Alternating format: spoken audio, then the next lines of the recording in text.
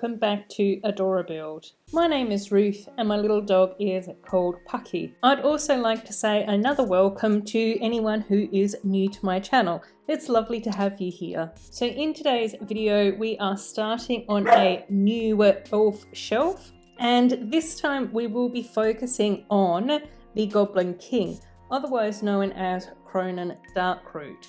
So let's do our grand reveal and let you guys take a first look at this very first part of the Goblin King's elf shelf. So as always, you can see here that I have mapped out the basics of the terrain. So we do have this larger section going across the back. We've got this little plinth in the middle, and then over this side where you can see a lot of this sort of white space, that's also going to be another little raised section as well. So this is where the beautiful Goblin King dragon is going to end up being placed. Unfortunately, I don't have enough bricks at the moment in order to raise that section up. I also don't think that this section will be going all the way back. I think that there will still be some of the waterway left over here.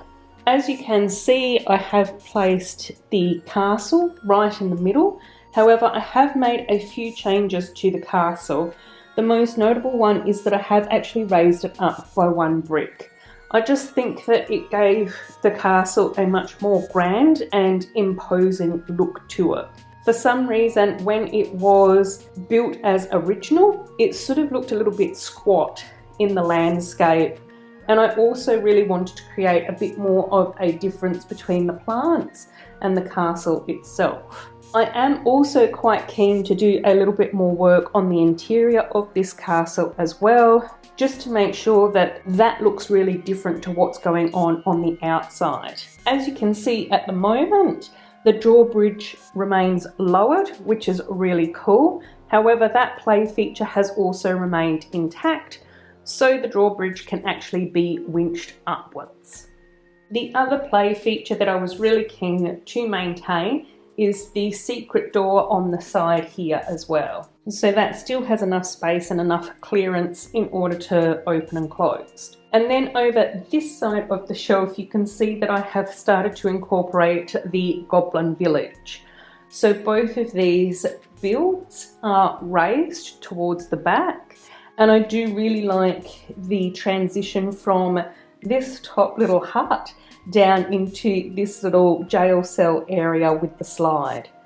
I just think that the shape and the slopes just look really magical. As you can see with the colours is that there is a lot more greens over this side, and then we're moving through into the grey colours and then into probably more black over this side as well. So again, this area here is meant to be a little bit more forest. And again, I can see that there would be some sort of transition between Farron and Rosalind's shelf that I've finished prior to starting this one, and then moving into more of this sort of navy blue with the magenta and the red thorns.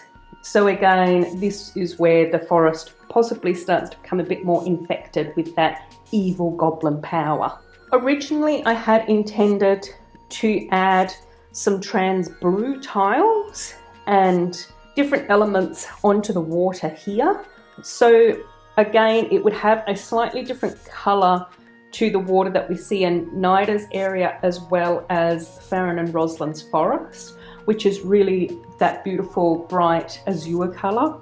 But the more that I've looked at this and the more that I've sort of seen this, I actually kind of want to keep this water maybe as more of a green.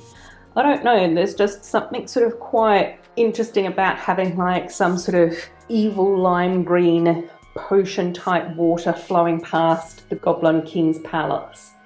So again, I don't need to make any of those decisions right now. I will have to give this a little bit more of an experiment and try possibly with some of the trans light blue tiles, and then also possibly a few different shades of the trans green tiles as well before finalising my decision. But needless to say, all of these tiles that are in place here with the blue, they're just there to hold the tiles in place while I'm building and constructing. A few more details do need to be addressed. I do need to do a little bit more work with the rocks under here, just waiting for more parts and possibly to win lotto. I do want to have a little bridge between these two areas as well. So again, just got to figure out the details of how that's going to look. I quite like the idea of maybe having like some sort of rope looking type bridge rather than anything particularly structured. You can see that there's lots of blue studs in some of these bricks. So again, I will be adding in some different gems and cheese floats and that type of stuff in there as well, just to create a little bit more detail and interest.